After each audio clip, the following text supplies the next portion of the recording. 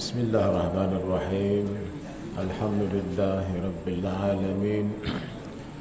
Wassalatu wassalamu ala asrafil anbiya'i wal mursalin wa ala alihi wa sahbihi ajma'in. Rabbi shrah li sadri wa yassir li amri wahlul 'uqdatam min lisani yafqahu qawli. Subhanaka la ilma lana illa ma 'allamtana innaka antal alimul hakim.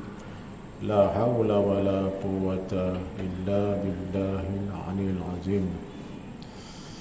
Para hadirin yang dimuliakan, terlebih dahulu kita mengucapkan setinggi-tinggi kesyukuran kehadirat Allah Subhanahu wa taala kerana masih mengizinkan kita bertemu pada malam ini dalam salat untuk mengisi waktu sementara menunggu waktu Isya. InsyaAllah kita akan mengisi sedikit tazkirah untuk mengingatkan diri saya dan semua kita yang hadir pada malam ini untuk mengharap keredaan Allah Subhanahu wa taala yang sudah tentu akan memberikan kerahmatannya kepada kita sekiranya kita sentiasa mentaati dan mematuhi perintah-perintahnya dan mengikuti perintah-perintah Rasul sallallahu alaihi wasallam.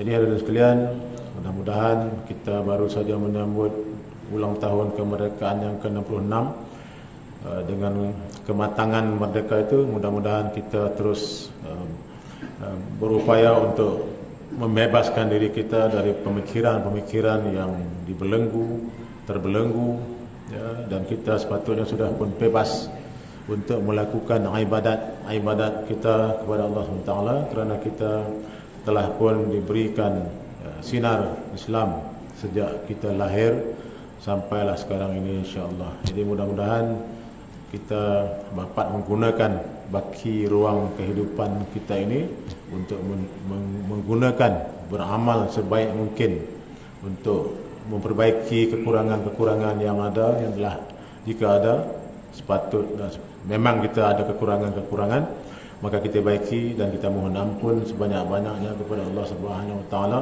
supaya kita dapat dibersihkan dari segala dosa-dosa untuk kita bersedia berhadapan dengan fenomena ataupun suasana kita hidup yang akan berhadapan dengan kematian, insya-Allah. Jadi hadirin sekalian, itulah perkara yang patut kita fikirkan, perkara yang patut kita sentiasa gunakan keupayaan kita, ya.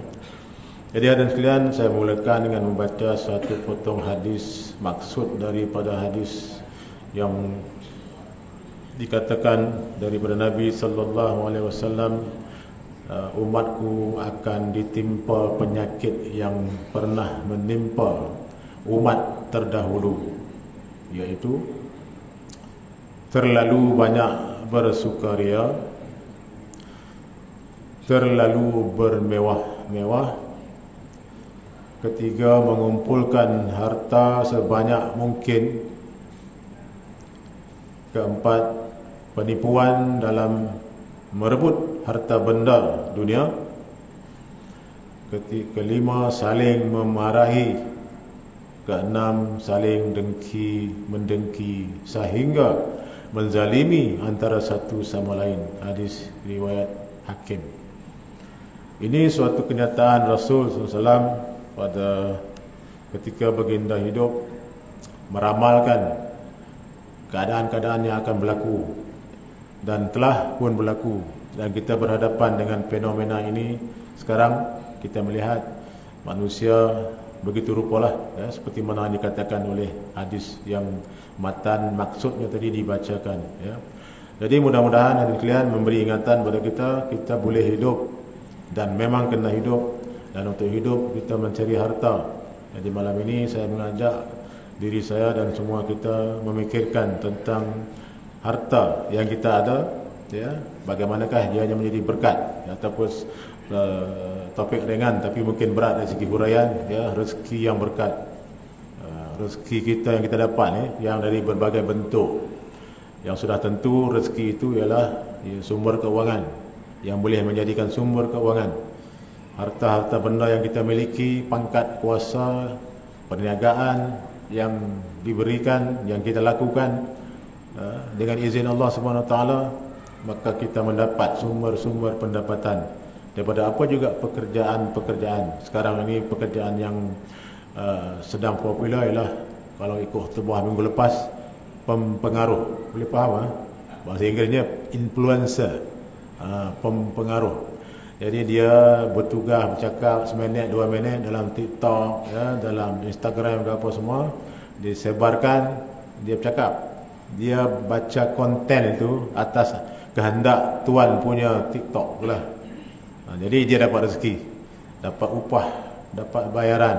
Itu pendapatan. Tapi kita nak semak nanti, adakah pendapatan itu menjadi halal atau menjadi haram, bergantung kepada apakah isi kandungan konten kepada bahan yang disampaikan itu. Kalau ia boleh menyebabkan manusia selamat dan mengingat Allah Subhanahu Wa Taala, maka itu alhamdulillah. Tapi kalau menyebabkan ianya menjadikan punca kepada manusia berpecah belah, bergaduh atau berdengki-dengki seperti mana maksud hadis tadi, maka ia adalah pendapatan yang boleh jadi pendapatan yang tidak halal dalam konteks mencari rezeki. Betul nak jadi pelakon ke, nak jadi pekerja kepada mana-mana pihak, syarikat ataupun yayasan ataupun satuan pertubuhan, semua itu bergantung kepada apakah usaha dan perkara yang dilakukan itu. Jadi tak kira lah, jadi pembaca berita pun sama. Kalau pengarang kata penerbit kata hang mesti baca macam ni, walaupun benda tu tak ada, dia jadi fitnah. Kalau tak silap saya, khutbah minggu esok ni, hari Jumaat ni dah sampai dah pun, dah diedarkan. Jadi tajuknya bahaya fitnah. Fitnah ni dah diulang saya ingat banyak kali. Tapi betul lah, dunia tak habis-habis dengan fitnah. Makin banyak, makin macam-macam tu, ikut suka mereka saja nak cakap apa yang mereka nak kata, ya. Jadi mudah-mudahan kita tidak terlibat dalam konteks ataupun perkara seperti itu. Jadi hadirin sekalian, kita nak pastikan rezeki kita itu berkat. Jadi dalam firman Allah Subhanahu Wa Taala dalam surah Al-Furqan ayat 67, A'udzubillahi minasyaitonirrajim, wallazina idza anfaqu lam yusrifu wa lam yaqturu wa kana baina zalika qawama. Sadaqallahul azim. Dan juga mereka yang diredai oleh Allah Subhanahu Wa Taala, kita nak dapat keredaan Allah, ya, yang apabila membelanjakan hartanya tiadalah melampaui batas dan tiada pula bakhil kedekut. Dan sebaliknya, perbelanjaan mereka adalah betul-betul sederhana di antara kedua-dua, tidak boros dan tidak bakhil, tidak terlalu melampau-lampau. Ya, jadi bermakna tuan-tuan, rezeki yang kita peroleh ini, rezeki nak berkat tak berkat bergantung kepada cara kita menggunakan harta itu. Kita menggunakan tu, kita belanjalah. Belanja tu macam-macam. Daripada kita makan, kita berpakaian, kita membeli kemudahan-kemudahan kehidupan, kereta, motor, basikal, apa saja yang boleh menyebabkan kita mudah. Sudah tentu rumah, ya, rumah besar ke rumah kecil, sebuah atau dua buah, itu bergantung kepada rezeki yang kita peroleh. Banyak mana nilai ringgit yang kita miliki untuk memperoleh harta-harta yang ada. Dan pastinya harta-harta ini adalah harta yang tidak melalaikan kita, ya, menyebabkan kita lupa Allah Subhanahu Wa Taala, lupa solat, lupa puasa, lupa berzakat, lupa memberi bantuan-bantuan dan memberikan sumbangan-sumbangan kepada mereka-mereka yang memerlukan. Jadi hadirin sekalian, dalam konteks ini, rezeki yang berkat itu yang saya sebut, sebenarnya saya pernah menulis sebuah teks khutbah zaman saya rajin nulis dulu. Saya sekarang dah tak rajin nulis. Tahun 2010, dah 13 tahun yang lalu dibaca. Mungkin kita tak perasan, ya, tapi saya ingatlah saya buat dan dibaca pada 2010. Rezeki yang berkat itu ialah, secara umumnya berkat itu ialah sesuatu yang lebih daripada setiap pemberian oleh Allah Ta'ala. Allah bagi kita dan ada lebih. kita makan sepinggan, tapi ada lagi lebih sepinggan. Bagaimana lebih sepinggan itu? Itu yang dikatakan berkat, ya. Kenapa kita dapat berkat itu? Hasil daripada keyakinan, ketaatan, kepatuhan dan kehambaan kita kepada Allah Subhanahu Wa Taala dalam kita berusaha mencari rezeki. Kita yakin Allah bagi banyak ke, bagi sikit ke, ataupun ada ketikanya ada tak bagi, dalam bentuk ada bencana-bencana. Kalau kita jadi petani, tanaman kita tak jadi. Minggu lepas saya beli buah apa itu, dragon, ya, buah naga. Harganya sekarang sangat murah, 3 kilo kan 4 kilo RM10 kan. Saya tanya dekat yang jual, kita ambil daripada mana? Dia ambil daripada kebun belah Sepang. Memang saya fahamlah di Sepang tu ada banyak kebun naga tu, buah naga tu. Ya, dah lah beli 3-4 kilo, dia tambah lagi. Ni saya derma pula sebiji. Jadi bukan kerana dia kenal saya pun, saya tak kenal dia. Ya, jadi bermakna tuan-tuan, hasil pertanian ketika masa banyak harganya murah, ketika masa tak ada harga dia mahal. Itu biasalah. Jadi itu cubaan kepada petani, peternak, peladang, pekebun, ya. Tetapi kalau mereka reda, insya-Allah Allah bagi berkat. Jadi yang saya nak ceritanya, mereka yakin orang hamba Allah yang baik ini sentiasa berterusan berdoa mengharap keredaan Allah Subhanahu Wa Taala, ya. Jadi insya-Allah kalau mereka bertakwa, artinya bersifat takwa itu yang disebut dalam mimbar, sentiasa mematuhi perintah Allah dan meninggalkan larangan Allah Taala, dan sentiasa ikhlas, qanaah, redha dan bersyukur dengan apa yang ada. Maka itulah keberkatan kepada mereka-mereka, ya, sama ada secara individu atau secara berkumpulan ataupun secara berpasukan. Kalau pasukan ni persatuan dan pertubuhan dan yayasan dan sebagainya. Rezeki yang berberkat tu insya-Allah akan sentiasa memberikan kecukupan, kesempurnaan kepada mereka, dan juga dalam konteks lain kedamaian, keharmonian, keseronokan dan ketenangan kepada orang-orang yang mendapat rezeki itu. Sebab itu kalau kita lihat ada orang, kita fikir dia kurang dapat sumber pendapatan, tapi tengok dia relax je, ya, dia tenang, datang rajin, datang bersolat waktu 5 waktu di masjid dan di surau, ya, hari-hari ada. Jadi kalau kita tahu di hari-hari ada, kita pun hari-hari ada lah. Satu hari orang tegur saya, kita lama tak jumpa. Dia kata memang lama tak jumpa. Sebab kita lama tak jumpa, sebab kalau pintu masjid tu ada 5, kita masuk ikut pintu masjid yang kita suka kan. Jadi dia masuk pintu A, kita masuk pintu B. Dia duduk saf depan, kita duduk saf belakang. Jadi tak jumpa lah. Masing-masing ada hal. Jadi nak ceritanya, kita ini akan berada kelihatan tenang, tabah dan sabar, kerana mendapat berkat daripada rezeki yang kita miliki. Oleh berkat itu diberi oleh Allah Subhanahu Wa Taala. Dia ada sekalian, rezeki orang yang sedang memperoleh berkat biasanya akan menjadi insan yang pemurah. Ini biasa begitulah. Dia bagi, kita diyakini oleh maksud hadis, kalau kita bersedekah kita tidak akan miskin. Lebih kurang begitu maksud hadis itu. Jadi banyakkan sedekah. InsyaAllah Allah ganti balik dalam pelbagai bentuk yang kita tak sangka-sangka nanti, ya. Ada saja rezeki itu datang. Yang penting tadi berkat. Berkat itu dia cukup. Jadi sebab itu kalau orang yang berkat ni, dalam macam umur punya kita ni kan, kalau makan tu, kalau dulu jenis masa muda makan nasi 2 pinggan, lah ni tak nak lebih dah, mohong lah.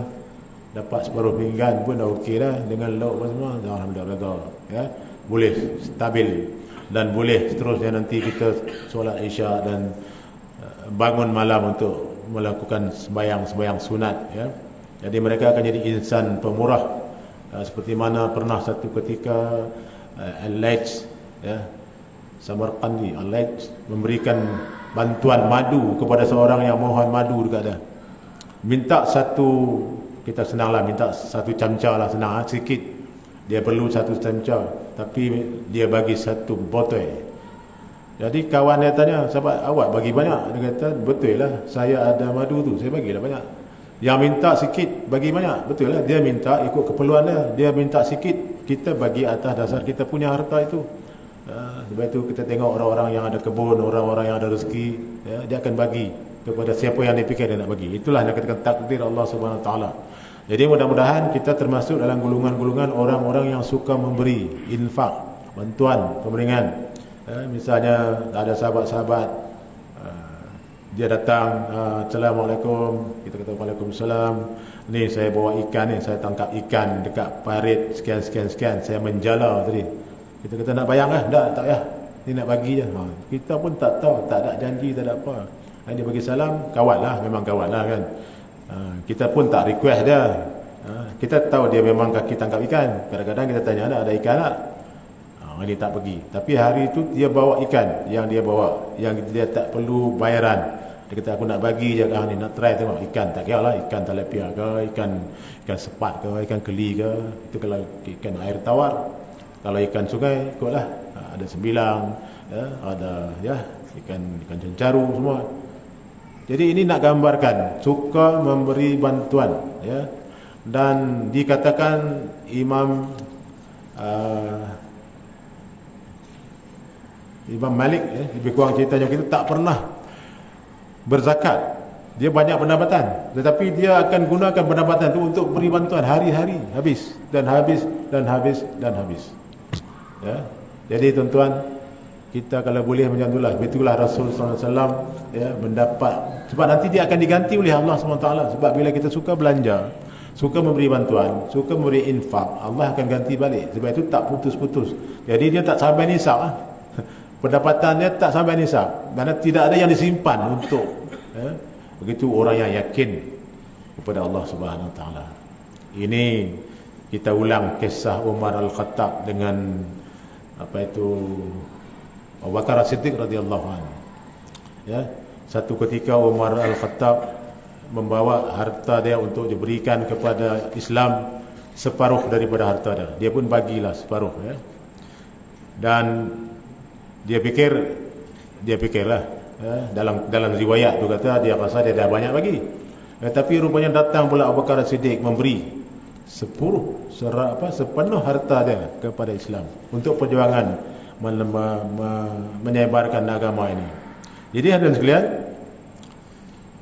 kenapa Abu Bakar sanggup buat demikian? Kerana dia yakin dengan Allah Subhanahu Wa Taala yang bagi sumber rezeki. Dan nak jadi Abu Bakar bukan semua orang boleh ni. Saya mengaku tak boleh, saya declare tak boleh. Bagi semua yakin pada Allah. Apa tu nak cari di mana? Jadi Abu Bakar memang telah dilatih jiwanya untuk bersama Rasulullah sejak dia masuk Islam. Tuan-tuan pun tahu kisah dia, sangat hebat, sangat sabar, sangat benar, dan sentiasa memberikan apa saja yang diperlukan oleh Islam kepada Rasul sallallahu alaihi wasallam. Jadi hadirin sekalian, inilah sifat orang yang rezekinya sentiasa berkat. Dia tidak kedekut dan tidak boros. Bila dia bagi kepada semua yang memerlukan itu, dia bukan boros, dia menyumbang. Dan dia berbeza dengan kita berbelanja makan sampai tak lalu. Itu macam terlalu banyak makan, itu namanya boros. Atau beli barangan-barangan yang kita pun tak nak pakai sangat, itu namanya boros. Asal oleh kerana kita ada duit, kita fikir duit itu kita punya. Tidak, Allah bagi pinjam sebenarnya. Ini kena faham. Allah bagi pinjam duit tu, maknanya Allah suruh kita urus. Okey, engkau kaya dengan pendapatan perniagaan, engkau kaya dengan pendapatan politik. Ini cerita politik, pangkat besar dapat perniagaan, jangan juga dengan perniagaan lah. Tapi kalau pendapatan Rasulullah lain, itu dah tentu tak berkatnya. Dapat banyak mana pun tak cukup, sebab benda tu benda haram. Menipu pun haram, tak boleh. Jadi dengan pendapatan yang begitu rupa, dia dapat balik apabila dia belanja begitu. Jadi sebab itu tuan-tuan, dengan harta yang kita miliki ini, nak beli kereta 2 biji pun tak apa, tak ada masalah. Tapi ingat, kalau ada jiran kita tak makan 3 hari, kita berjiran dengan dia, kita ada kereta baru 2 biji, nanti Allah tanya. Itu maksud dia. Jangan lupa jiran pula bila ada duit. Jiran kita tu, kita pun tengok dia, anak dia ramai, pendapatan dia kurang, dan kita mesti selalu jumpa dia dan bertanya dan beri sumbangan-sumbangan. Tuan-tuan boleh tengok dalam sekarang ni senang nak dapat maklumat, dalam YouTube yang pendek-pendek 2-3 minit, mereka akan gambarkan bagaimana mereka bagi bantuan kepada orang-orang yang memerlukan tanpa yang menerima bantuan itu tahu. Kalau pengemis dia letak tepi, dia cabut, dia tinggalkan tu, dia tinggal beri nasi bungkus, bagi duit dan sebagainya. Itu contoh-contoh ikhlas yang diamalkan, ya. Jadi hadirin sekalian, nak jadi imam laid tadi yang bagi madu yang banyak, orang minta sedikit, minta juga dengan Abdullah bin Ja'far bin Abu Talib, ya, yang juga kalau orang datang minta dengan dia, dia tak pernah tak bagi, macam mana Rasulullah lah. Rasulullah tu tak cerita lah kehebatan Rasulullah tu, dia tidak boleh orang minta dia tak bagi, sebab itu, ya. Dan begitu juga dengan Abdullah bin Ja'far bin Abu Talib. Jadi hadirin sekalian, dia pun dermawan sekaligus orang yang suka memberi bantuan kepada mereka-mereka yang sangat memerlukan. Jadi mudah-mudahan kita termasuk dalam golongan-golongan orang-orang yang seperti itu, ya. Jadi hadirin sekalian, rezeki yang berkat itu kita dapat dengan usaha yang baik, dengan cara yang halal, dan belanja pun dengan cara yang halal. Itu yang dikatakan berkat. Kalau kita dapat cara halal, belanja cara salah pun tak boleh, haram. Dapat duit banyak pergi berjudi dekat Genting Highland, tak boleh. Kalah judi balik pening, habis harta. Lebih baik kita derma, sumbangan. Itu yang dikatakan tadi, memberikan bantuan-bantuan dan pertolongan-pertolongan kepada mereka-mereka yang memerlukan, ya. Sebab itu ada sekalian, Allah Ta'ala bagi rezeki kepada kita dalam bentuk yang berbagai-bagai. Dia kelihatan sama tapi tak serupa. Contohnya orang yang bekerja pada grade yang sama, pada jawatan yang berbagai-bagai, grade yang sama. Istilah orang yang kerja kejataan, dia bermula dengan grade, kalau pegawai grade 41, lepas tu naik sikit jadi 44. Yang sini jurutera, yang sana arkitek, yang sini accountant, yang sini pegawai Haiwan Islam.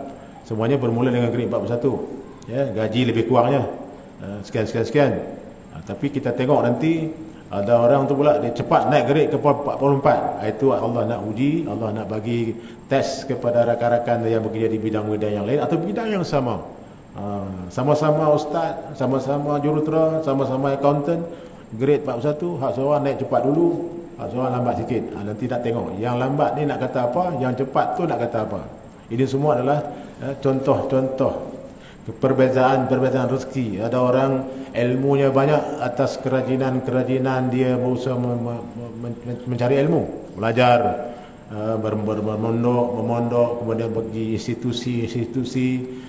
Ada orang dapat rezeki dengan menulis buku-buku, kalau dalam bahasa kita menulis kitab, ataupun membuat maklumat bertulis, tak kira lah, panduan-panduan masak pun boleh, buat panduan untuk melakukan kerja-kerja amal yang lain. Semua itu adalah dalam bentuk-bentuk yang masing-masing ada pencapaian, masing-masing ada keupayaan. Sebab itu masing-masing ada ruang untuk memberikan panduan-panduan dan usaha kepada membina masyarakat yang yang baik, yang sentiasa mematuhi perintah Allah Subhanahu Wa Taala. Jadi bidang-bidang keupayaan ini Allah bagi juga berbeza-beza dan tak sama. Belajar bidang yang sama, tapi kepahaman, kepandaian dan juga kecekapan itu juga berbeza-beza, ya.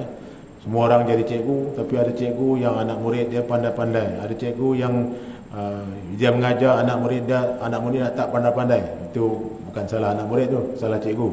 Jadi cikgu tu kena muhasabah, apa pasal anak murid saya tak pandai-pandai. Jadi ini semua adalah ujian-ujian, ya. InsyaAllah bila cikgu tadi ikhlas, jurutera tadi ikhlas, accountantnya pun ikhlas, semua mereka-mereka yang bekerja itu ikhlas untuk membuat tata kelola urus takbir yang baik, maka akan mendapat balasan yang baik dari Allah Subhanahu Wa Taala. Jadi mungkin kerana kejujuran itu tadi, penyelia dia dapat melihat ini pegawai yang bagus, jujur, amanah, tak curi tulang dan tak berkira, mudah diarah, sentiasa patuh, maka bagi markah penuh. Ada banyak kriteria untuk naik pangkat, dia dapat semua markah penuh. Jadi kalau jumlahnya 99/100, wah tu kira hebat lah, kan. Yang seorang lagi 80/400, sudah tentu dipilih yang 99/400 untuk dinaikkan grade pada grade yang lebih tinggi, untuk memberikan dia tugas yang lebih berat kerana keamanahan dan juga tanggungjawab yang dia tunjukkan, prestasi yang ditampilkan ketika menjalankan tugas-tugas yang dilakukan. Jadi ada sekalian, rezeki yang berkat juga, saya kata tadi, mesti bersumber yang halal. Maka seluruh cara pendapatan itu, perniagaan yang halal, niaga barang racun-racun yang merosakkan orang tak boleh, smuggle, menyeludup barang-barang yang haram tak boleh, yang halal pun tak boleh. Kalau seludup, lalai kecoh kurang beras, siapa perasan juga pergi beli barang beras yang ada, beras semua total import ataupun beras-beras yang dulu kita boleh beli dengan katalah RM30 kan, sekarang tak dapat. Tak tahulah macam mana. Kalau tuan-tuan perasan, saya perasanlah sebab selalu pergi beli barang. Saya 2-3 kali sehari, 2-3 hari sekali pergi beli barang, ya. Tengok jenama, tengok tak kiralah apa barang pun. Itu adalah tugas kepada pihak yang berurusan. Mereka mesti memberikan maklum balas kenapa dan mengapa dan bagaimana.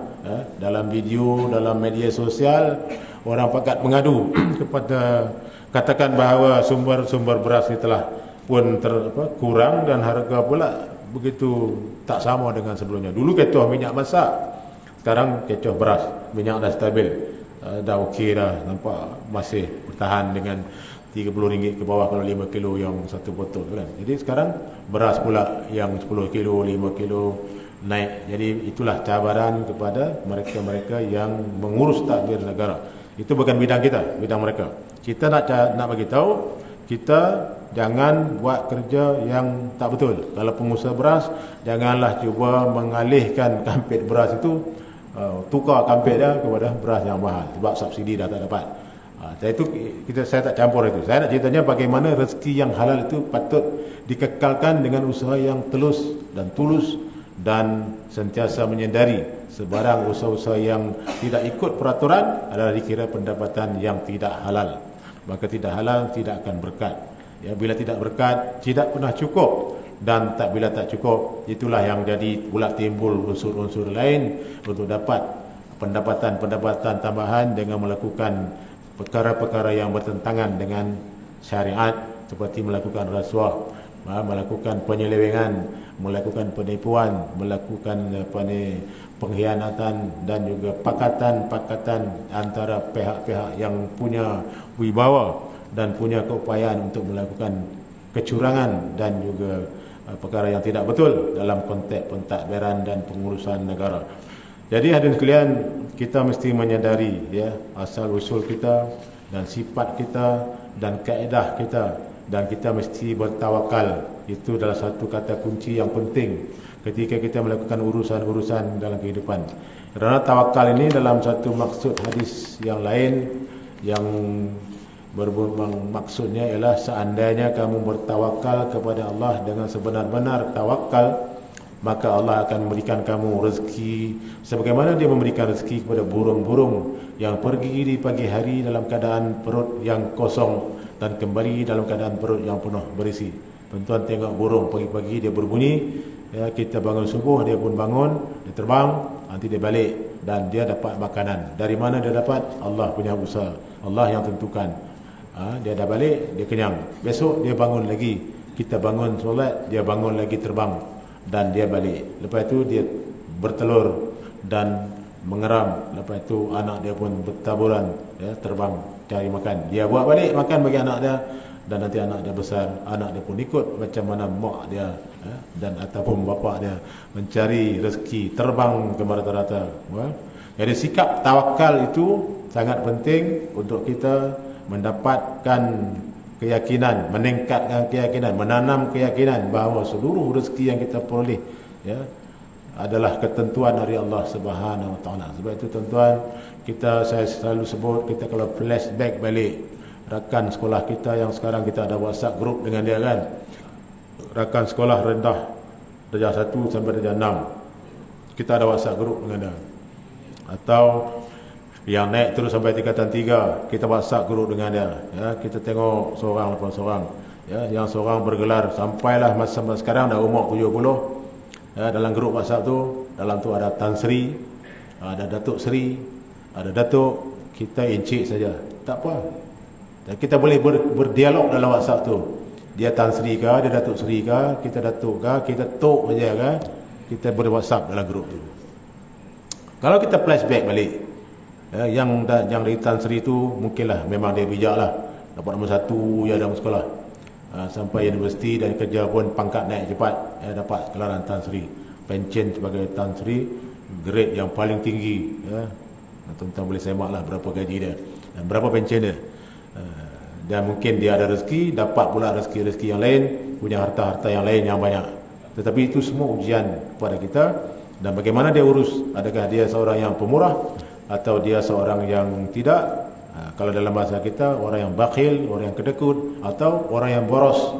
Itu semua kita kenal, ya. Dalam WhatsApp group tu kita akan dapat maklumat. Dia kata, mai kita makan durian di satu tempat, reunion. Kita pun pergilah, dia pun belanja. Okey, durian yang kita makan ini ditaja oleh sekian-sekian. Kita pun alhamdulillah, insyaallah. Atau dia kata kita pakat bayar sama-sama, kita bayar sama-sama lah makan, durian. Kilo RM20. Siapa nak tanggung? Tapi tak apa. Saya nak cerita, kita flashback. Masing-masing tu ada kegagalan mereka semasa bersekolah. Darjah 1 sampai darjah 6, sampai tingkatan 3, sampai tingkatan 5. Kalau dulu masa kita, saya lah ada tingkatan 6. Kemudian sekarang dah masuk matrikulasi apa semua, masuk universiti, bekerja, dan semua itu adalah flashback, pandang belakang bagaimana Allah menentukan rezeki-rezeki masing-masing. Itu dikatakan kita mendapat rezeki yang tidak sama walaupun dalam bidang yang sama. Jadi sebab itu saya katakan tadi, kita baliklah kepada meyakini ketentuan Allah Subhanahu Wa Taala. Allah itu nak uji kita dengan berbagai, adakah kita, bila kita banding tu, kita nak bertikai atau kita nak mensyukuri. Kalau kita bertikai berarti kita tidak redha dengan apa yang Allah bagi. Kita kata pasal apa dia boleh dapat naik pangkat cepat, saya kerja pun lebih kurang macam dia juga. Bos saya seorang juga, kenapa bos pilih dia? Mula kita fikir, dia ni. Jadi kita dah mula pertikai, ya. Sedangkan jawatan tu ada satu yang nak naik pangkat tu. Jadi ada banyak 10 pegawai yang nak dipilih. Jadi dia pilih satu daripada 10. 9 lagi tak naik pangkat. 9 pula buat geng. Dia kata, pergilah dia mengampu lebih. Dia pula mengampu pula, kan. Jadi ini semua ujian kepada kita. Yang naik pangkat pula, janganlah bila dia naik pangkat dia sombong. Dia mestilah meraihkan rakan-rakan dia, jumpa kawan dia. Kita kata, ini pun takdir saya, dan saya banyak tugas, banyak amanah. InsyaAllah tuan-tuan pun nanti akan naik juga di tempat yang lain atau sebagainya. Jadi ini semua, saudara sekalian, hadirin sekalian, kita sentiasa mencuba memahami takdir dan suratan yang Allah tentukan kepada kita. Jadi yang saya katakan tadi, jadi kenapakah rezeki kita itu berkat atau tidak, dia bergantung kepada di antaranya ialah yang pertamanya, kita sentiasa redha dan qanaah, berpuas hati, insya-Allah berkat, dan bertawakal pada Allah SWT. Keduanya, sekiranya kita tidak bertakwa, tidak redha, berarti nanti keberkatan itu akan dicabut. Bila dicabut, maka sentiasalah tidak pernah cukup pendapatan yang kita peroleh. Dan kita mesti yakin yang seterusnya ialah manusia ini kalau tak ikut perintah Allah sepenuhnya, dia akan ada masalah. Sebab itu tadi saya katakan, pastikan cara mendapat pendapatan itu daripada sumber-sumber yang halal.